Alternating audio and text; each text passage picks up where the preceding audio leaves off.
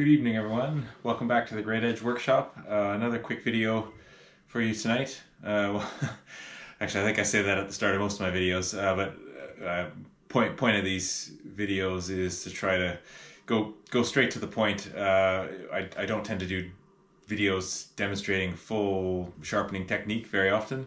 There's plenty of people that I think do that excellently, far better than I could. So my aim with these videos is always just to go straight to a particular topic that I think maybe is interesting and useful for sharpeners, but hasn't been covered elsewhere. And tonight I'm going to talk about how to batch your knives for efficient sharpening. This one's a little bit more aimed at commercial sharpeners, people who are sharpening a large or large-ish volume of knives. Let's say I'm certainly not the highest throughput sharpening workshop, but I do get through a fair few. For those of you who are experienced and professional sharpeners, you might watch this, hear me talk about this topic and go, yeah, of course, that's completely obvious. For those of you that don't or only sharpen for yourselves, you might say, well, I'm never going to need that. But hopefully it's helpful to some of you, and actually even better, maybe somebody watching is going to tune in and jump onto the comments and say, oh my gosh, you are wasting your time. There's so much better way to do things, and let me know about that, because never want to miss a chance to try to make things a little bit better and improve my process. But anyway, without further ado, diving in, what I'm talking about when I say batching is how I assemble and prepare groups of knives to be sharpened for maximum efficiency of time. And with the Tormek, I have my T8 here, but we're going to talk about the Worksharp as well. There's two parameters when you're sharpening with a Tormek that you need to be dealing with. One is the projection distance, so that is when you've got a knife, the distance from the backstop here on the support down to the edge of the blade. So something like, just to roughly mock it up for you, one of the two parameters we're interested in is the distance from here down to the edge of the blade, and we measure that because it influences the sharpening angle. And then of course the other one is the diameter of the grinding wheel that you're using. And I've just done a video actually on setting up sharpening angles, so if you want to look back on that, it'll be 2 or 3 back in the list of my video collection.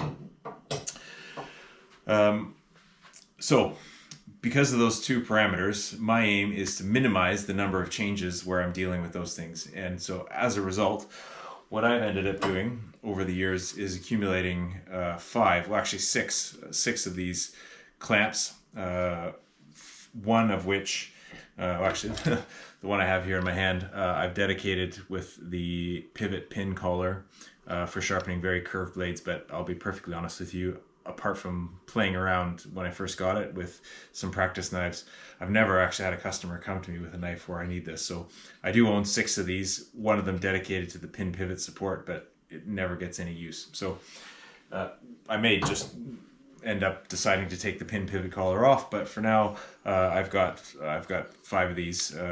Can't hold all 5 in my hand, so just take my word for it. The reason I have 5 is because that is the maximum amount when customers bring me knives. That's the maximum amount that I tend to get at once that needs one, where I can set one projection distance. So to show you, to give you a little bit idea what I'm talking about, this is actually a real batch of knives that I got to sharpen. So it's four globals from a customer.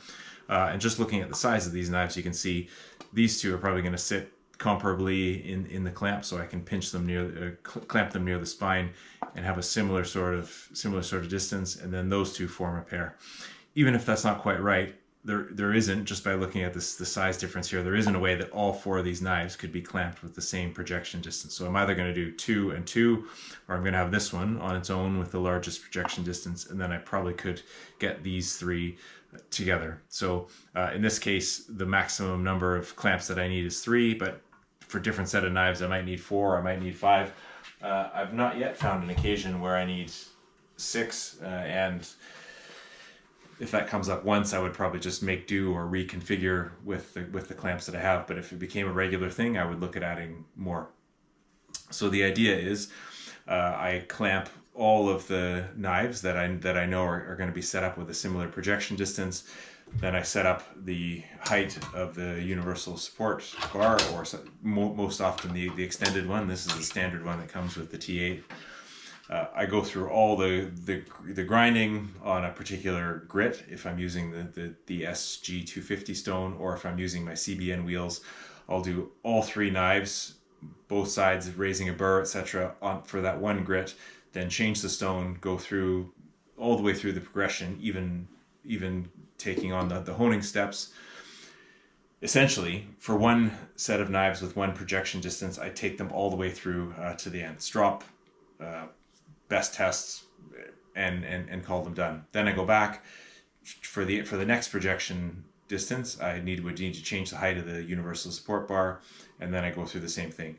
It's rare that I have batches of knives that have where I end up with 3 sets of projection distance, but if I did, the pattern would repeat. So I would take sets of knives that share a projection distance and take them all the way through the sharpening process, then go back to my CBN 160 or to this with true to the course. I just find that to be the most efficient way because then I'm not playing around with the height of the support bar. Also, particularly, I think it's nice to set the support bar and go all the way through the sharpening, because that way, if you are slightly out compared to what you need to be, you're going to be the same consistently out across all your grinding wheels by the same factor. So you might be aiming for 20 degrees or 18 degrees and accidentally set it up for 18.1 or 18.2. You'll be consistent all the way through that way if you leave this alone.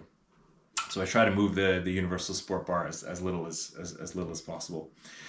Hopefully that's clear. And what I mean, again, I've gone over the projection distance, but if you watch any knife sharpening videos, you'll have seen plenty examples of these. But for measuring the projection distance, I've got this lump of wood here with a ruler attached to it, and I can basically rest that on there and look on the ruler where the edge of the knife is sticking to, and that tells me my projection distance. So that's my simple solution.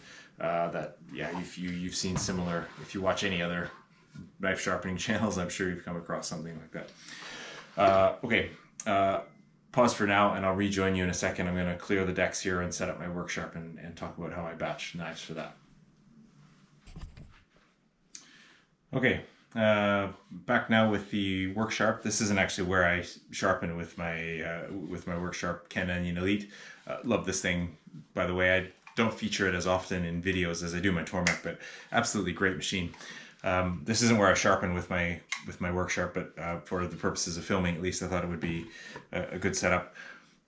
Even easier, batching knives for the Worksharp Ken Onion Elite is super simple. In fact, it almost doesn't bear talking about, so I'm going to try to spend as few seconds as possible on this.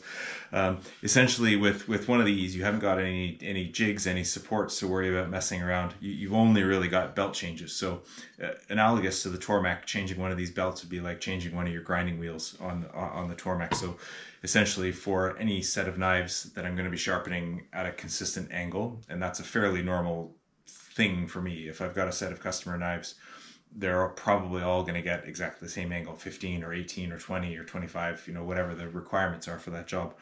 So I'll set up the Worksharp for that particular angle, set aside the knives, and then for one particular belt, at the moment it's the extra coarse on here, I will grind all of the knives on the extra coarse belt until I've got a burr on all of them. Then I will click off remove the belt, change to the next one. I was about to say I'm not doing a realistic jump here because I'm going from extra coarse to medium, but that's actually perfectly valid for quite a few sharpening, quite a few sharpenings, and simple as that. So I'm onto a new belt now, and I'll just go through all the knives, change the belt, all the knives, etc. So batching for a Worksharp is extremely simple. The only way you might be able to go wrong with this is to take one knife and go through the full progression, then go back to the start and go through the full progression. But even there, the belt change is so quick, you're not actually wasting a heck of a lot of time. I should say in both of these scenarios, talking about Worksharp, batching, Tormek batch sharpening, as soon as you go through get any sort of volume or commercial pressure to get through knives when you're sharpening, you're going to figure this out. You're going to end up probably in this path anyway. So this video is intended for people that are just starting out. It is a question that I see asked and get asked occasionally in forums, or when people reach out by email or private message, is, you know, what's your approach? How do you go through with multiple knives? Especially with the SG250, where you've got the truing. It's not just a matter of wheel change. You've actually got not the truing, the stone grader tool. So you've got to go through for a particular set of knives at a particular projection distance, grind them all, then change the grit with the stone grader, go through them again, and then I would go back to the start, make the wheel coarse again, put your new set of projection distance knives on, and go through the process.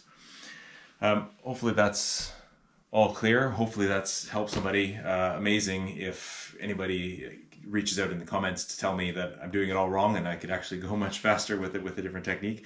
I'd be appreciative of that. And it's not a usual thing to mix Tormek and Worksharp, so hopefully the diehard fanatics of Tormek and Worksharp can get along with one another in the comments section if you find each other. Anyways, thank you for tuning in. If you've enjoyed this, if you found it useful, please do hit the like button. It means a lot, helps a small channel like mine to grow and to reach more people. Coincidentally, I'm just about to reach 1,000 subscribers, which is a nice milestone, something I never imagined. When I made my first video about how to use the best tester, something like 3 years ago now, I had no plans to grow the channel in any sort of significant way. I just wanted to be producing sharpening content and having some dialogue with other sharpeners. I still remember that funny feeling of creating the first video and uploading it onto YouTube with no subscribers, thinking like, what's going to happen to this video? How's anybody going to find it? One of those things like, you know, if a tree falls in the forest, does it, and no one's around to hear it, does it actually make a sound? But it turns out some people did find the video, did like it, share it around, made another video, and we've grown kind of organically. It's never been a plan of mine to have a big budget YouTube channel. As you can tell, I don't even make proper thumbnails. I think I'm supposed to somehow get a picture of my Tormek on fire with some caption about dangerous knife sharpening explosion, or I don't know. There are far more talented people than I am at YouTube. Another funny anecdote I could share with you is what you have in frame here. When I was watching lots of knife sharpening videos before I made my first one, the common thing that I seemed to notice is that people were using they were filming the equipment in their hands and their sharpening, and not necessarily showing their head or their face. So that's the way I set up my early videos, and kind of off I went. And for a long time, nobody seemed to mind it. I get teased and questioned about it a few times lately, which I don't mind and I enjoy. But I've been running with it for so long now that I think I shall remain the headless sharpener, and leaves open possibilities and ideas for the imagination as to you know, my hair color, for example, or maybe I don't have any hair left because I've been doing so much whittling. Yeah, I'll leave it to you to imagine. Anyway, enough waffle for me. Time to close down this video and get it uploaded. Once again, I would really appreciate it if you've enjoyed, if you're still watching at this point, to just reach up and click the thumbs up button, thumbs up icon on the screen. And thank you again for tuning in. See you next time.